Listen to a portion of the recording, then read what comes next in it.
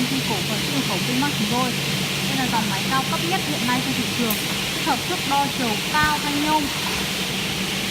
Sau đây kỹ thuật bên chúng tôi sẽ cắt vận hành thử.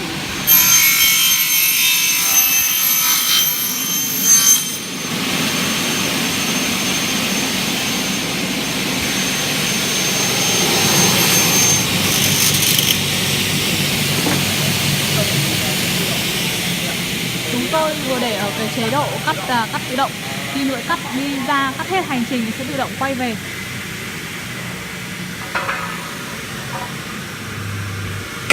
Đây là thành phẩm mặt cắt của nhôm. Đây là nhôm sinh pha tem đỏ Quảng Đông.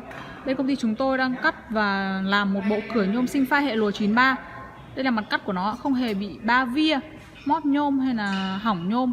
Chúng tôi cam kết bảo hành lưỡi cắt cho anh em trong quá trình là hỏng nhôm hay móp nhôm. Đây là thành phẩm khi mà chưa có dầu làm mát. Khi có dầu làm mát thì đảm bảo là cái mặt cắt của chúng ta sẽ còn ngọt mịn hơn rất là nhiều ạ.